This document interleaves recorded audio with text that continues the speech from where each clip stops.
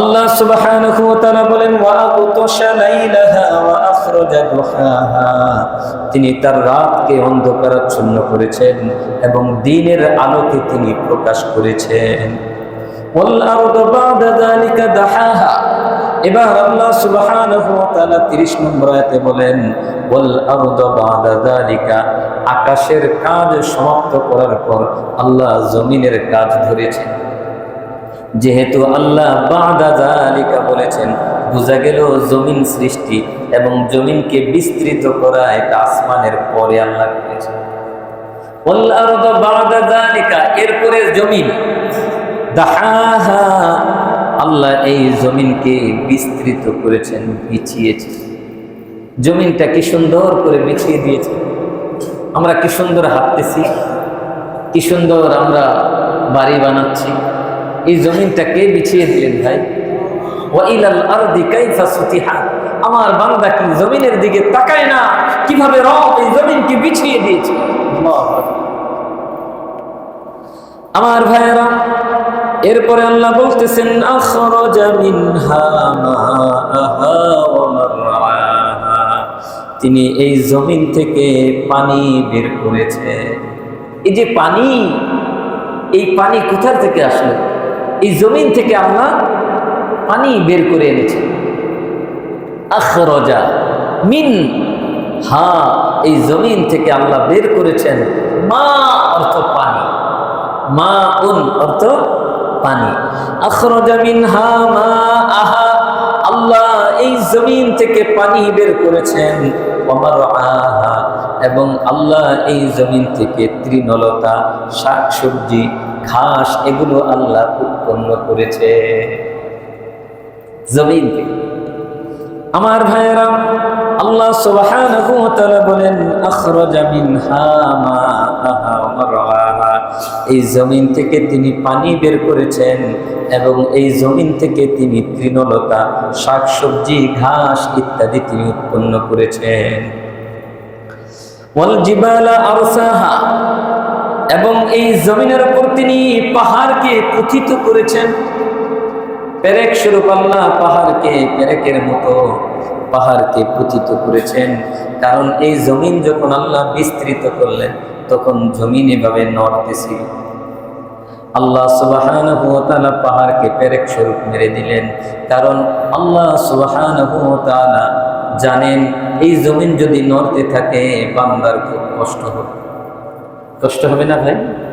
বাড়ি নির্মাণ করা যেত, মাঝে মাঝে ভূমিকম্প আসে না? সামান্য একটু ভূমিকম্প অনেক জায়গা দিয়ে বাড়িঘর পড়ে যায়, ভেঙে যায়। তো জমিন যদি এইভাবে নড়তে থাকতো, আমরা বাড়ি বানাতাম কিভাবে? এই বিশাল বিল্ডিং কিভাবে বানাতাম? বাড়িওয়ালা ভাইয়েরা, এত বড় বাড়ি কিভাবে বানাতেন? আজকে আপনার বাড়ির ভাড়াটিয়াকে নামাজ পড়তে আসতে দেন না, ফজরের সময় তালা খুলেন না, চাবি রেখে দেন 12টার পরে, 8টা বাজে তালা খুলবেন, আবার আপনি ফতুয়া দেন ঘরেও নামাজ পড়া যায়। একটু আল্লাহকে ভয় করে। আসসালামু আলাইকুম ওয়া রাহমাতুল্লাহ। নাহমাদুহু ওয়া নাস্তাঈনুহু ওয়া নাস্তাগফিরুহু ওয়া নু'মিনু বিহি ওয়া নাতাওয়াক্কালু আলাইহি ওয়া নাউযু বিল্লাহি মিন শুরুরি أنفسنا ومن سيئات أعمالنا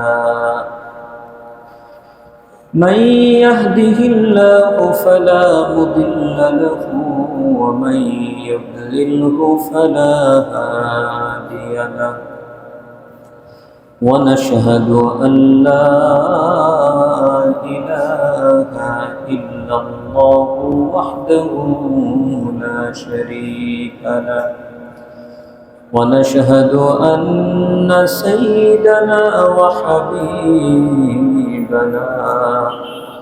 ومولانا محمدا عبده ورسوله أرسله الله إلى كافة الناس بشيرا ونذيرا وداعيا إلى الله بإذنه وسراجا وقمرا منيرا. أما بعد فقد قال الله تبارك وتعالى في كلامه المجيد وفرقانه الحميد. সবাই পড়ি আউযু বিল্লাহি মিনাশ শাইতানির রাজীম। বিসমিল্লাহির রাহমানির রাহিম। أأنتم أشد خلقا أم السماء بناها رفع سمكها فسواها وأغطش ليلها وأخرج ضحاها والأرض بعد ذلك دحاها أخرج منها ماءها ومرعاها والجبال أرساها متاعا لكم ولأنعامكم فإذا جاءت الطامة الكبرى يوم يتذكر الإنسان ما سعى. صدق الله العظيم وصدق رسوله النبي الكريم ونحن على ذلك من الشاهدين والشاكرين والحمد لله رب العالمين. محبتر شهيد درود إبراهيم قري اللهم صل على محمد وعلى آل محمد كما صليت على إبراهيم وعلى آل إبراهيم إنك حميد مجيد. اللهم بارك على محمد وعلى آل محمد كما باركت على إبراهيم وعلى آل إبراهيم إنك حميد مجيد. الحمد لله সকল প্রশংসা সেই মহান রব্বুল আলামিনের, যিনি আমাদেরকে বড় দয়া করে মায়া করে ফজিলতপূর্ণ সময় জিলকদ মাসের 20 তারিখ শুরু হয়েছে। এই ফজিলতপূর্ণ সময়ে আল্লাহ সুবহানাহু ওয়া তাআলা দুনিয়ার বুকে সর্বশ্রেষ্ঠ স্থান তার ঘর মসজিদে বসে সর্বশ্রেষ্ঠ গ্রন্থ মহাগ্রন্থ আল কোরআনের তাফসীর ক্লাসে বসে আমাদের জীবন থেকে অল্প কিছু সময় অতিবাহিত করার মতো সুযোগ করে দিয়েছেন। সেই মহান রবের দরবারে দিল থেকে কালিমাত শুকর করি আলহামদুলিল্লাহ। সম্মানিত হাজিরিন, আল্লাহ সুবহানাহু ওয়া তাআলা আমাদেরকে এই দুনিয়ার বুকে প্রেরণ করেছেন, আমাদেরকে একটা জীবন দিয়ে দিয়েছেন হায়াত। এই হায়াতটার উদাহরণ অনেকটা বরফের মতো। বরফ যেমন আপনি ফ্রিজ থেকে বের করে ফেললে সেটা প্রতিনিয়ত গলতে থাকে, গলে গলে গলে গলে ছোট হয়ে যায়, এক সময় শেষ হয়ে যায়। আমাদের জীবনটা এরকম প্রতিনিয়ত গলে গলে শেষ হয়ে যাচ্ছে। একটা সময় আমার হায়াত যখন শেষ হয়ে যাবে, তখন আমার এই দুনিয়া ছেড়ে চলে যেতে হবে। আমি চাই বা না চাই, আমাকে যেতেই হবে। এজন্য আমার ভাইয়েরা, হায়াত শেষ হওয়ার আগে আমরা যেন আমাদের হায়াতকে কাজে লাগাতে পারি। আমরা যেন পরকালীন জীবনে সফল হওয়ার জন্য আমাদের এই মূল্যবান ছোট্ট জীবনটাকে আমরা আল্লাহর হুকুম এবং বিশ্বনবী মুহাম্মদুর রাসূলুল্লাহ সাল্লাল্লাহু আলাইহি ওয়াসাল্লামের আদর্শ অনুযায়ী কাটাতে পারি। আল্লাহ আমাদের সকলকে তৌফিক দান করেন, আমিন। আমার ভাইয়েরা, আমরা তাফসীর করতেছিলাম সূরাতুন নাজিআত। এই সূরার ২৬ নম্বর আয়াত পর্যন্ত আমরা শেষ করেছি। আজকে ২৭ নম্বর আয়াত থেকে শুরু করেছি। আল্লাহ সুবহানাহু ওয়া তাআলা ২৭ নম্বর আয়াত থেকে নিয়ে কয়েকটি আয়াতের মধ্যে তার সৃষ্টির কিছু রহস্য আল্লাহ তুলে ধরেছেন, আর আমাদের কাছে কিছু প্রশ্ন আল্লাহ রেখেছেন।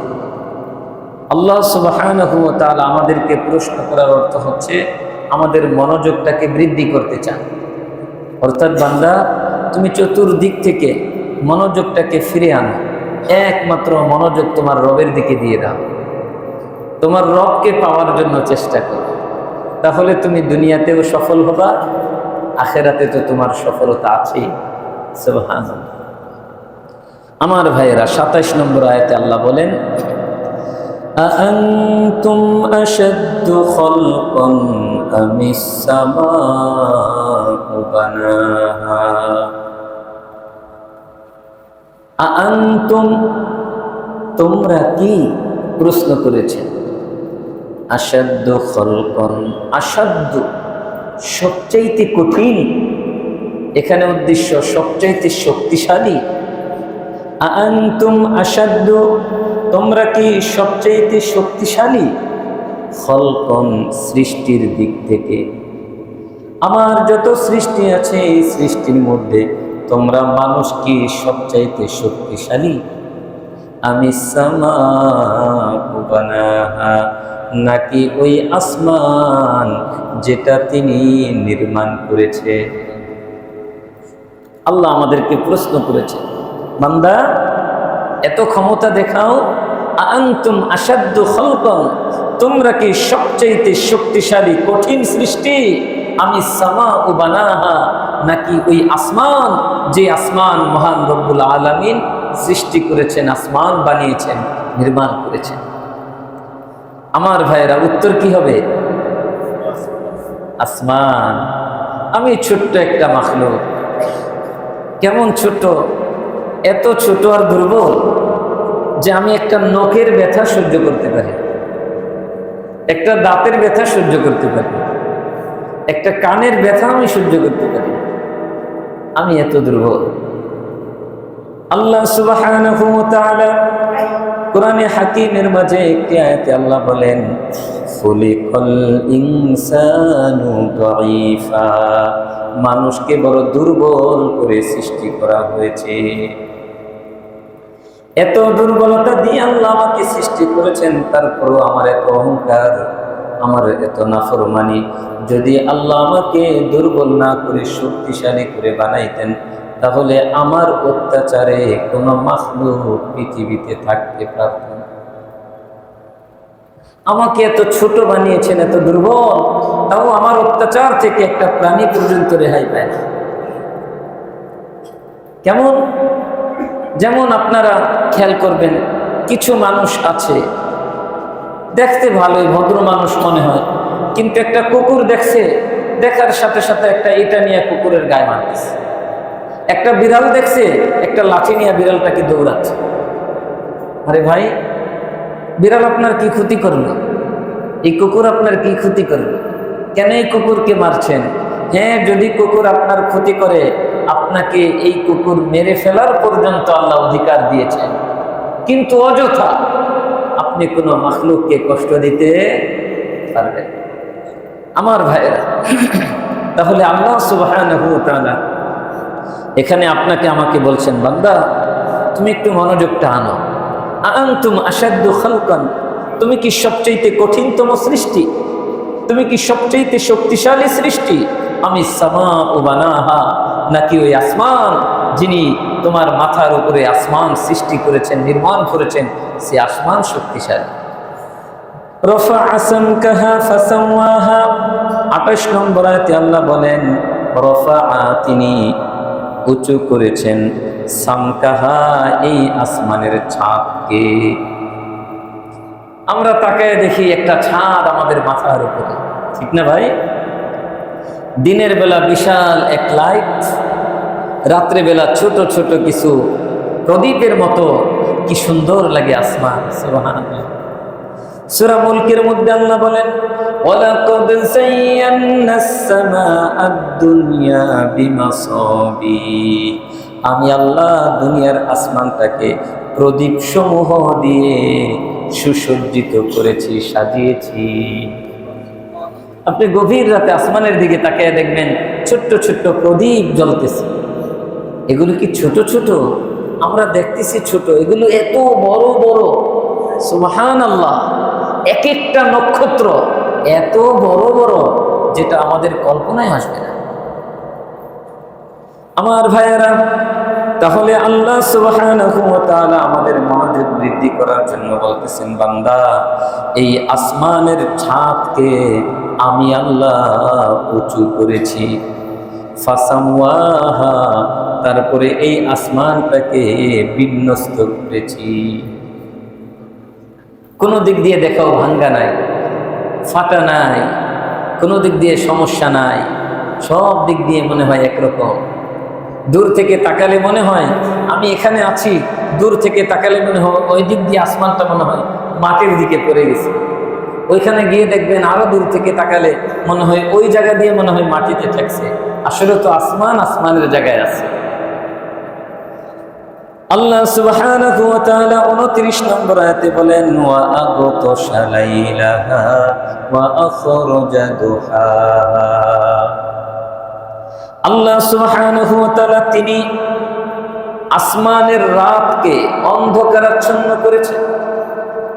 ওয়া আগতাশা লাইলাহা, তার রাতকে আল্লাহ আগতশা ঢেকে দিয়েছেন, অর্থাৎ অন্ধকারাচ্ছন্ন করেছেন।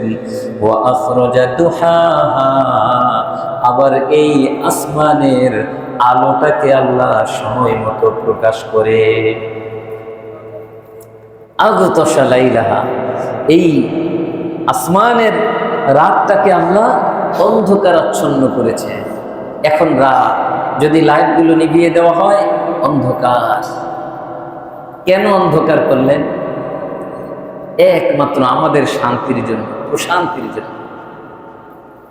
সূরা কসাস 20 নম্বর পারায়, সূরা কসাসের 71 নম্বর আয়াতে আল্লাহ বলেন কুল আরাআইতুম ইন জাআলাল্লাহু আলাইকুমুল লাইলা সারমাদান ইলা ইয়াউমিল কিয়ামাহ।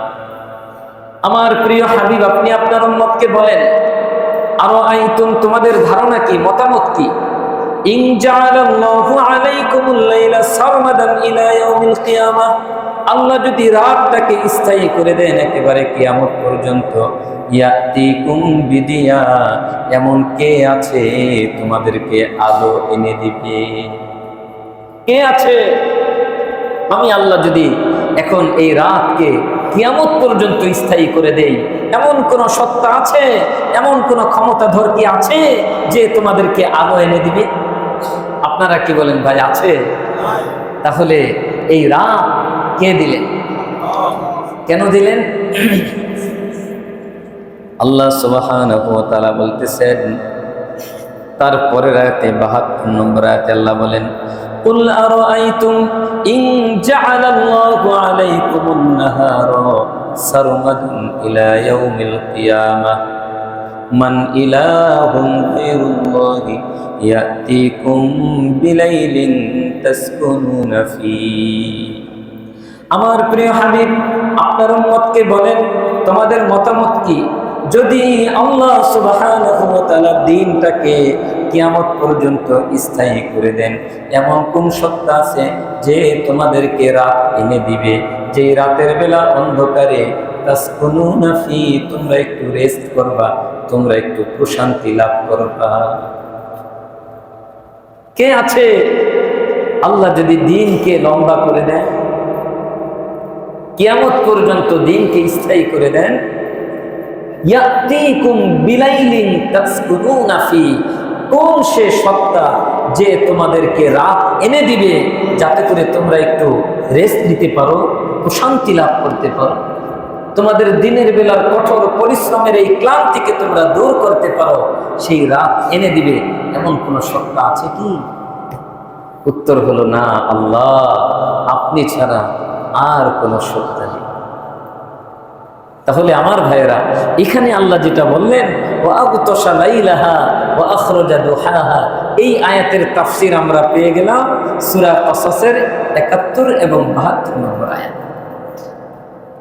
আল্লাহ এখানে শুধু টাচ দিয়ে গেছেন, সেখানে বিস্তারিত আল্লাহ বলেছেন। তাহলে এই দিন আল্লাহর নিয়ামত, এই রাত আল্লাহর নিয়ামত। দিনটা আল্লাহ কেন দিয়েছেন? কাজকর্ম করার জন্য। রাত আল্লাহ কেন দিয়েছেন? রেস্ট করার জন্য, ঘুমানোর জন্য। এজন্য আমার ভাইয়েরা, এই দিনকে কাজে লাগাতে হবে, রাতকেও কাজে লাগাতে হবে। দিনকে কাজে লাগাতে হবে পরিশ্রমের মাধ্যমে, আর রাতকে কাজে লাগাতে হবে রেস্ট করার মাধ্যমে। যদি আমাদের এটার ব্যালেন্স ঠিক থাকে, তাহলে আমাদের ব্রেন ঠিক থাকবে, আমাদের হার্ট ঠিক থাকবে, আমাদের শরীর ঠিক থাকবে। অন্যথায় আস্তে আস্তে এগুলো সব নষ্ট হয়ে যাবে। এখন আমাদের বিশেষ করে যুবক শ্রেণী, তাদের ঘুম শুরু হয় ফজরের আজান দিলে বা ফজরের একটু আগ দিয়ে ঘুম শুরু হয়। রাত্রিবেলা ঘুম আসে না, কারণ ১২টা-১টা পর্যন্ত মোবাইল চালায় বা কম্পিউটার ল্যাপটপ চালায়।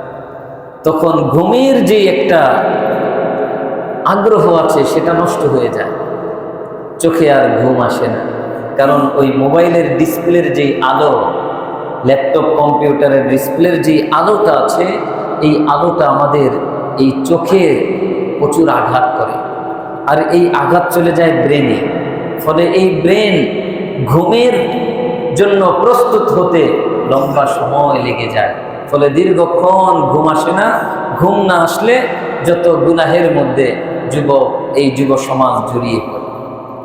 এজন্য আমার ভাইয়েরা, বিশেষ করে আমার যে সকল যুবক ভাইয়েরা আছে, আপনাদেরকে বলবো, রাত্রিবেলা ঈশার পরে আর আপনার এই মোবাইল, কম্পিউটার এগুলো আপনি আর ব্যবহার করবেন না, এগুলো থেকে আলাদা হয়ে যান।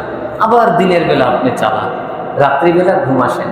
কারণ আপনি এখন হয়তো বুঝতেছেন না, যুবক মানুষ, শরীরে শক্তি আছে, কিন্তু আস্তে আস্তে আস্তে আস্তে আপনার এই ব্রেন নষ্ট হয়ে যাচ্ছে, আপনার হার্টটা দুর্বল হয়ে যাচ্ছে, আপনার শরীরের মধ্যে ক্ষতিকর ক্লস্টর, এই ক্ষতিকর চর্বি আপনার শরীরের মধ্যে জমা হচ্ছে।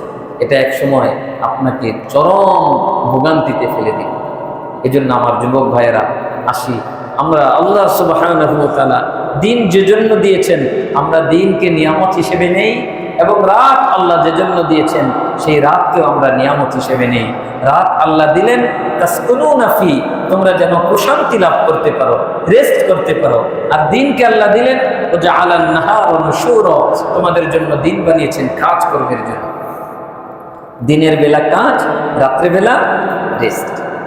আর আপনি যখন রেস্টটা পরিপূর্ণ হয়ে যাবে, আপনি দেখবেন আস্তে আস্তে আপনি শেষ রাত্রে একটু উঠতে পারবেন, উঠার অভ্যাস করতে পারবেন।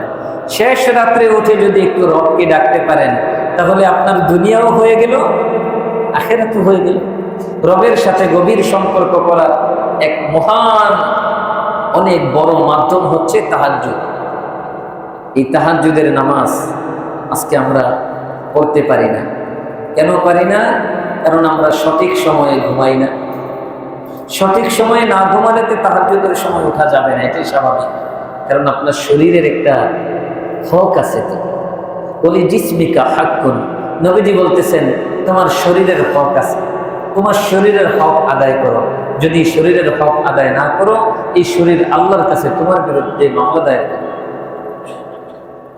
এখন বলবেন হুজুর, শরীরও কথা বলবে, হাত কথা বলবে, পা কথা বলবে, চোখ কথা বলবে, কান কথা বলবে, প্রত্যেকটা অঙ্গ প্রত্যঙ্গকে আল্লাহ বাক শক্তি দিয়ে দিবে।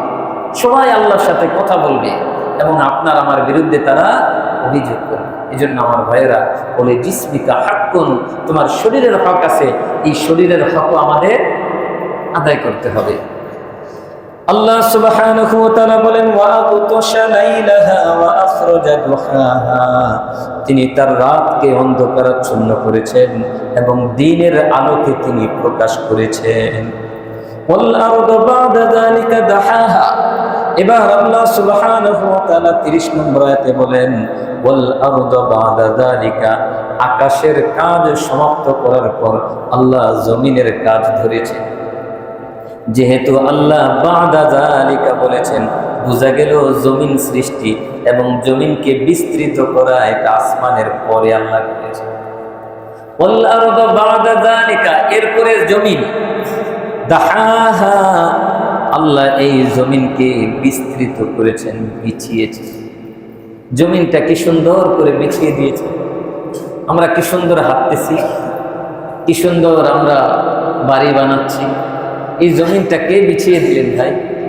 ওয়া ইলাল আরদি কাইফা সুতিহা, আমার বান্দা কি জমিনের দিকে তাকায় না কিভাবে রব এই জমিনকে বিছিয়ে দিয়েছে। আল্লাহু আকবার। আমার ভাইয়েরা, এরপরে আল্লাহ বলতেছেন, আখরাজা মিনহা মাআহা ওয়া মারআহা, তিনি এই জমিন থেকে পানি বের করেছে। এই যে পানি, এই পানি কোথা থেকে আসলো? এই জমিন থেকে আল্লাহ পানি বের করে এনেছেন।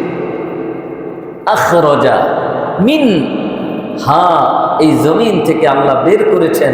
মা অর্থ পানি, মা উন অর্থ পানি। আখরাজা মিনহা মাআহা, আল্লাহ এই জমিন থেকে পানি বের করেছেন। ওয়া মারআহা, এবং আল্লাহ এই জমিন থেকে তৃণলতা, শাকসবজি, ঘাস, এগুলো আল্লাহ উৎপন্ন করেছে জমিন থেকে। আমার ভাইয়েরা, জমিন একটু খনন করার পরে, একটু গর্ত করার পরে, যারা দেশ গ্রামের আছেন তারা জানেন, যখন আমরা বাড়ির ভিটি, ঘরের ভিটি সাজানোর জন্য মাটি কাটা শুরু হইতো, একটু কাটার পরেই পানি ওঠা শুরু, পানি ভরে যেত। আবার তারপরের দিন মাটি কাটতে গেলে এই পানি ফেলে দিয়ে আবার কাটা শুরু করা। তাহলে এই জমিন থেকে পানি বের করেন কে? আল্লাহ। আমার ভাইয়েরা, এই পানি কতটা দরকার আমাদের জন্য। আপনি সব খাবার খেয়েছেন, মজাদার খাবার খেয়েছেন, তারপরে যদি পানি পান না করেন, 1 ঘন্টা থাকলেন, 2 ঘন্টা, 3 ঘন্টা, কিছুক্ষণ পরে দেখবেন পানির তৃষ্ণায় আপনার ভিতরে যন্ত্রণা শুরু হয়ে গেছে। এই পানি, আল্লাহু আকবার, এই পানিটাকে যদি আল্লাহ দুধের মতো দামি করে দিতেন, অর্থাৎ দুধের মতো, দুধ যেমন দাম দিয়ে কিনতে হয় 1 লিটার 100 টাকা, পানি যদি 100 টাকা হইতো 1 লিটার, আমাদের মতো যারা কম পয়সার মানুষ আছি, আমাদের জন্য কঠিন হয়ে যেত না? আল্লাহ সুবহানাহু ওয়া তাআলা বড় দয়া করে এই জমিন থেকে পানি বের করার ব্যবস্থা করে দিয়েছেন। আপনি একটা কল গাড়তেছেন, 100 ফিট 150 ফিট পাইপ নিচে দিয়ে দিচ্ছেন, একেবারে এমন পানি বের হচ্ছে যেটা ফিল্টার করা পানির থেকেও আরো বেশি স্বচ্ছ এবং মজাদার। কে দিয়ে দিলেন এই পানি? পানি তো পান করতে করতে আমার 40 বছর শেষ হয়ে গেল। আমি কি কখনো শুকরিয়া আদায় করেছি? এই পানি কোথা থেকে আসলো, কে দিলেন? আমি এই পানি পান করে যিনি পানি দিলেন, আমি তার জন্য কতটুকু কি করতে পেরেছি। আমার ভাইয়েরা, আল্লাহ সুবহানাহু ওয়া তাআলা বলেন, আখরাজা মিনহা মাআহা ওয়া মারআহা, এই জমিন থেকে তিনি পানি বের করেছেন এবং এই জমিন থেকে তিনি তৃণলতা, শাকসবজি, ঘাস ইত্যাদি তিনি উৎপন্ন করেছেন। ওয়াল জিবালা আরসাহা, এবং এই জমিনের উপর তিনি পাহাড়কে পতিত করেছেন। পেরেক স্বরূপ আল্লাহ পাহাড়কে পেরেকের মতো পাহাড়কে পতিত করেছেন। কারণ এই জমিন যখন আল্লাহ বিস্তৃত করলেন তখন জমিন এভাবে নড়তেছিল। আল্লাহ সুবহানাহু ওয়া তাআলা পাহাড়কে পেরেক স্বরূপ মেরে দিলেন। কারণ আল্লাহ সুবহানাহু ওয়া তাআলা জানেন এই জমিন যদি নড়তে থাকে বান্দার খুব কষ্ট হবে। কষ্ট হবে না ভাই? বাড়ি নির্মাণ করা যেতে মাঝে মাঝে ভূমিকম্প আসে না? সামান্য একটু ভূমিকম্প অনেক জায়গা দিয়ে বাড়িঘর পড়ে যায়, ভেঙে যায়। তো জমিন যদি এইভাবে নড়তে থাকতো আমরা বাড়ি বানাতাম কিভাবে? এই বিশাল বিল্ডিং কিভাবে বানাতাম? বাড়িওয়ালা ভাইয়েরা এত বড় বাড়ি কিভাবে বানাতেন? আজকে আপনার বাড়ির ভাড়াটিয়াকে নামাজ পড়তে আসতে দেন না, ফজরের সময় তালা খুলেন না, চাবি রেখে দেন 12টার পরে, 8টা বাজে তালা খুলবেন, আবার আপনি ফতুয়া দেন ঘরেও নামাজ পড়া যায়। একটু আল্লাহকে ভয় করে। এই জমিন কাঁপতেছিল, আপনি এই জমিনে বাড়ি বানাতে পারতেন না। এই জমিনকে বাড়ি বানানোর উপযোগী আমার রব করে দিয়েছেন। তারপরে এই জমিনের উপর বাড়ি বানানোর জন্য সম্পদ আমার রব আপনাকে দিয়েছে। আপনার মতো অনেক মানুষ, অনেক জ্ঞানীগুণী মানুষ, আপনার থেকে আরো বড় জ্ঞানীগুণী মানুষ আপনার মতো এত সম্পত্তির মালিক হতে পারে নাই। আপনি কিভাবে হলেন? আমার রব আপনাকে দিয়েছেন। সেই রবের হুকুম পালনের জন্য আপনার বাড়ির ভাড়াটিয়া নামাজ পড়তে আসবে আর আপনি তালা লাগায় রাখেন। আর আপনি আবার ফতুয়া দেন আপনি বড় মুফতি সাহেব, ঘরেও নামাজ পড়া যায়। অথচ আপনার ওই হাদিসের কথা মনে পড়ে না। বিশ্বনবী মুহাম্মদুর রাসূলুল্লাহ সাল্লাল্লাহু আলাইহি ওয়াসাল্লাম ইরশাদ করেছেন, আমার মনে চায় যে সকল পুরুষ কোনো উযর ব্যতীত মসজিদে এসে জামাতে নামাজ পড়ে না, অন্য কাউকে ইমামতির দায়িত্ব দিয়ে আমি কিছু যুবককে নিয়ে যাই, যদি মহিলার শিশু না থাকতো তাহলে সেই ঘরগুলো আমি আগুন দিয়ে জ্বালিয়ে দিতাম। আপনার কি আপনার নবীর সেই কথা মনে পড়ে না? এজন্য আমার ভাইয়েরা, কোনো উযর নাই, কোনো ছুতা দিয়ে আল্লাহর বান্দাকে আল্লাহর হুকুম পালনের ব্যাপারে বাধা সৃষ্টি করা যাবে না। আপনার দারোয়ানের ঘুম নষ্ট হবে, এই জন্য আপনি তখন গেট খুলে দেন না। দারোয়ান আপনার কাছে যখন কমপ্লেইন করে আমার ঘুম নষ্ট হয়, ঘুমে সমস্যা হয়, তখন আপনি ভাড়াটিয়াকে বলেন আপনি অন্য জায়গায় ভাড়া নেন, আমার বাড়িতে থাকতে হলে বাসায় নামাজ পড়তে হবে। এই সময় দারোয়ানকে ডিস্টার্ব করা যাবে না। কেন? আপনি যে সারাদিন এই দারোয়ানকে আপনার কাজে লাগাচ্ছেন, আর আল্লাহর বান্দা আল্লাহর হুকুম পালন করবে, আপনি সেটা দারোয়ান, তখন দারোয়ানের রিস্কের জন্য আপনার খুব দরদ। তার মানে এটা দারোয়ানের জন্য দরদ না, মূলত আপনি আল্লাহর বান্দাকে আল্লাহর হুকুম পালনে বাধা সৃষ্টি করছেন, এটাই বাস্তব। এজন্য আমার ভাইয়েরা যারা বাড়িওয়ালা আছেন আমার উপর রাগ করেন না, আমি আপনাদের ভালো চাই। আমি চাই বাড়িওয়ালা ভাড়াটিয়া সবাই যেন জান্নাতে যাইতে পারে। আপনার ভাড়াটিয়াকে আসার সুযোগ করে দেন, আপনিও আসেন। কারণ এই বাড়ি একদিন থাকবে না, বাড়ি হাতছাড়া হয়ে যাবে। এই বাড়ি ছেড়ে এমন জায়গায় যেতে হবে ভাই, যেখানে গিয়ে আপনার খোঁজ নেওয়ার কোনো মানুষ থাকবে না। আপনি পড়ে থাকবেন গাছতলায়, আপনি পড়ে থাকবেন গাছতলায়, আপনি পড়ে থাকবেন জঙ্গলে। বাড়ি ভোগ করবে অন্য মানুষ, যারা আপনার কথা স্মরণও করবে না, আপনার জন্য দোয়াও করবে না। সুতরাং এই মানুষগুলোকে আল্লাহর হুকুম পালনের জন্য সুযোগ করে দেন।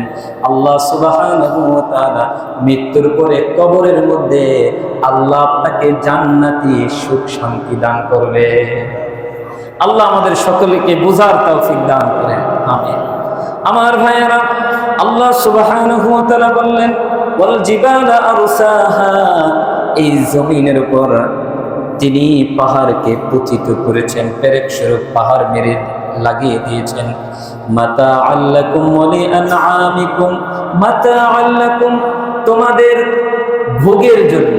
সুবহানাল্লাহ, একটু আগে যেটা বললাম, মাতাআল লাকুম, তোমাদের ভোগের জন্য, ওয়া লিআনআমিকুম, এবং তোমাদের চতুষ্পদ জন্তুর ভোগের জন্য। তোমরা ভোগ করবা এবং তোমাদের জীব জানোয়ারগুলো ভোগ করবে। এই জন্য আল্লাহ পানির ব্যবস্থা করেছেন, তৃণলতার ব্যবস্থা করেছেন, অন্ধকারের ব্যবস্থা করেছেন, আলোর ব্যবস্থা করেছেন। সুবহান। আমার ভাইয়েরা, আল্লাহ সুবহানাহু ওয়া তাআলা এই পর্যন্ত কিছু নিয়ামতের কথা স্মরণ করিয়ে দিয়ে আমাদেরকে আল্লাহ সতর্ক করলেন। এবার আল্লাহ বলতেছেন, ফাইযা জাআতিত তাম্মাতুল কুবরা,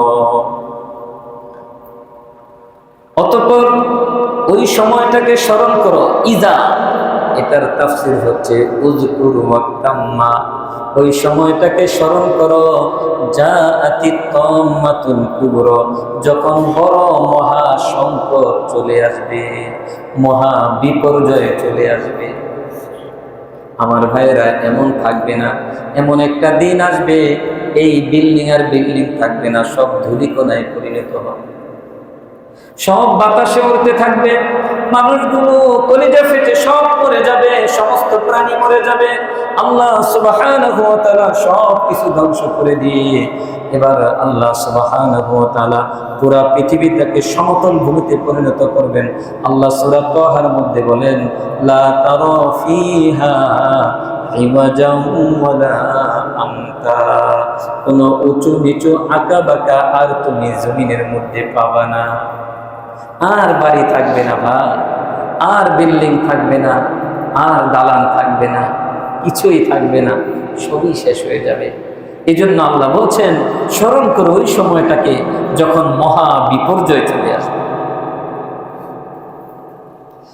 ইয়াউমা ইয়াতাযাক্কারুল ইনসানু মা সাআ, সেদিন মানুষ স্মরণ করবে মা সাআ, সে কি করেছে, তার কৃতকর্মের ব্যাপারে স্মরণ হয়ে যাবে। তখন মানুষ স্মরণ করবে, আহারে কি করলাম, কিন্তু তখন স্মরণ করে আর পিছনের দিকে ফিরে আসার সুযোগ নাই, অলরেডি আমার হায়াত শেষ হয়ে গেছে। ঠিক না আমার ভাইয়েরা? যখন হায়াত শেষ হয়ে যাবে, আজ আমাদের কাছে মালাকুল মউত চলে আসবেন, তখন কি আর সুযোগ পাওয়া যাবে? মানুষ বলবে, আল্লাহ একটু সুযোগ দেন, লাউলা আখরতানি ইলা আজালিন করিব, রব আমাকে যদি অল্প সময় দেন, অল্প সময় দেন। লাউলা আখরতানি ইলা আজালিন করিব, অল্প কিছু সময় যদি আমাকে দিতেন, ফাআসাদদাক, আমি সদকা করতাম, আমার যত সম্পদ আছে সব সম্পদ দান করে দিতাম। ওয়া আকুম মিনাস সালিহিন, আর আমি নেককারদের অন্তর্ভুক্ত হয়ে যেতাম। আল্লাহ বলতেছেন পরের আয়াতে, বান্দা, ওয়ালা ইউআখিরুল্লাহু নাফসান ইযা জাআ আজালুহা, যখন প্রত্যেকটা নফসের, প্রত্যেকটা মানুষের নির্ধারিত সময় চলে আসবে, লা ইউআখিরুল্লাহু, আল্লাহ সুবহানাহু ওয়া তাআলা একটু এক সেকেন্ড সময় দিবেন না, এক সেকেন্ড আল্লাহ সুযোগ দিবেন না। হায়াত শেষ, মালাকুল মউত হাজির, সাথে সাথে আমার জান কবজ করে ফেলবেন, রূহটা নিয়ে চলে যাবে। এজন্য ভাই, সময় থাকতে হায়াতকে কাজে লাগাতে হবে। আল্লাহ বলেন, বান্দা, ইয়াউমা ইয়াতাযাক্কারুল ইনসানু মা সাআ, সেদিন মানুষ স্মরণ করবে সে কি করেছে। মা সাআ, সাআ মানে কি? দৌড়ানো, বলে না সাফা মারওয়া সাঈ করা, সাফা মারওয়ায় দৌড়ানো। সাআ শব্দের অর্থ হচ্ছে দৌড়ানো। এখানে অর্থ উঠবে চেষ্টা করা, আমল করা। মানুষ কি কি আমল করেছে, কি কি কর্ম করেছে, সেদিন মানুষ স্মরণ করবে। কিন্তু ভাই, সেদিন স্মরণ করে আর লাভ কি? অলরেডি আমার সুযোগ হাতছাড়া হয়ে গেছে, সুযোগ হাতছাড়া হয়ে গেছে। সুতরাং এখনই স্মরণ করতে হবে, এখনই আমাকে স্মরণ করতে হবে আমি কি করেছি। আমার এই যার 40 বছর, যার 30 বছর, যার 20 বছর, যার 50 বছর, প্রত্যেকেই যদি আমরা একটা হিসাবের বসে যাই, একটা হিসাবের মধ্যে নিজেকে নিয়োজিত করি যে আমার এই জীবনে আমি কি করলাম, আমার রবের সামনে তো আমাকে দাঁড়াতে হবে, জিন্দেগির হিসাব দিতে হবে। আমি কি করলাম, কি ছুটে গেল, আর কতটুকু আমি করতে পেরেছি। যতটুকু ছুটে গেছে সেটাকে সর্বোচ্চ চেষ্টা দিয়ে পূরণ করার চেষ্টা করি? এখনো তো সুযোগ আছে, ঠিক না আমার ভাই? এই জন্যই তো আল্লাহ বললেন সেদিন মানুষ স্মরণ করবে সে কি করেছে। আল্লাহ এই কথাটা বলার অর্থ হলো, বান্দা সেদিন স্মরণ করার আগেই আজকেই তুমি স্মরণ করো। যদি আজকে তুমি স্মরণ করতে পারো তুমি কি করেছ, তাহলে যা তোমার ছুটে গেছে সেটা পূরণ করা তোমার জন্য সুযোগ হবে, সহজ হবে তোমার। এই জন্য আমার ভাইয়েরা, আমরা প্রত্যেকেই নিজের মুহাসাবা করব। আমরা হিসাব করি না ব্যাংকে কত আছে, দোকানে কত আছে, পকেটে কত আছে, বাসায় আলমিরাতে কত আছে, হিসাব করি কি করি না? আমরা সব কিছুর হিসাব করি দেখেন, অথচ এগুলো সব ভুয়া। এখন আমি মরে গেলে ব্যাংক হাতছাড়া, আলমারিতে যা আছে তাও হাতছাড়া, পকেটে যা আছে তাও হাতছাড়া। আমার পকেটে যা আছে তাও তো আমার সাথে যাবে না, আলমারিতে অনেক দূরে, কি বলে?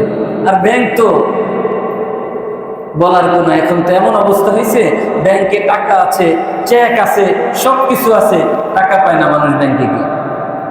এরকম অবস্থা হচ্ছে না? অনেক ভাইয়েরা বলতেছে ব্যাংকের সামনে গিয়ে বিক্ষোভ করতেছে, এত টাকা আমি রেখেছি, আজকে আমি অসুস্থ, আমার চিকিৎসা করতে পারি না। কত ভাই বলতেছে আমার মেয়েটাকে বিয়ে দিতে পারছি না, আমি মানবেতর জীবন যাপন করছি, আমার টাকা আছে, কোটি টাকা ব্যাংকে পড়ে আছে, কিন্তু আমি সামান্য টাকা উত্তোলন করতে পারছি না। ব্যাংক তো আমি জীবিত থাকতেই, আমার শরীরে শক্তি থাকতেই ব্যাংকের টাকা হাতছাড়া হয়ে গেছে। আর আলমারিতে যা আছে, পকেটে যা আছে, সেটা আমার এই বাতাস, এই রূহ বের হয়ে গেলে সব শেষ। কিন্তু আমার ভাইয়েরা, এই ভুয়া জিনিসের হিসাব সারাদিনে কয়বার করি একটু চিন্তা করেন। কয়বার আমরা চিন্তা করি যে আমার এখানে কত আছে, এখানে কত আছে, এখানে কত আছে, চিন্তা করি। কিন্তু আমি কয়বার হিসাব করি আমি আজকে সারাদিনে কি করলাম, আমি আজকে সারাদিনে নিজের জন্য কি করতে পেরেছি। এমন জিনিসের জন্য সময় বের করলাম, হিসাব করলাম, যেটা আমি মরে গেলেই সব শেষ, কিন্তু যেটা আমার সাথে থাকবে, কবরে থাকবে, হাসরের ময়দানে থাকবে, মিজানের পাল্লায় থাকবে, পুলসিরাত পার হওয়ার সময় থাকবে, জান্নাত পর্যন্ত না পৌঁছা পর্যন্ত যেই জিনিস আমার হাত ছাড়া হবে না, আমি সেটার হিসাব কতটুকু করলাম। এই জন্য আমার ভাইয়েরা, আল্লাহ সুবহানাহু ওয়া তাআলা কত দয়ালু, কত দয়াময়, কত মেহেরবান, আমাদেরকে কত ভালোবাসেন। দেখেন এই আয়াতটা নিয়ে একটু চিন্তা করেন। আল্লাহ বলতেছেন ইয়াউমা ইয়াতাযাক্কারুল ইনসানু মা সাআ, সেদিন মানুষ স্মরণ করবে সে কি কি করেছে, কিন্তু সেই দিন স্মরণের তো আর কোনো উপকার আসবে না। এই স্মরণটা যদি আমি আজকে করি তাহলেই আমি উপকার পাওয়া শুরু করবো ইনশাআল্লাহ। সুতরাং আমার ভাইয়েরা, আমরা আজকে থেকেই নিজের মুহাসাবা করব, হিসাব করব, নিজের হিসাব করব যে আমি কি করেছি, আমার কি করা দরকার। আল্লাহ আমাদেরকে তৌফিক দান করেন, আমিন।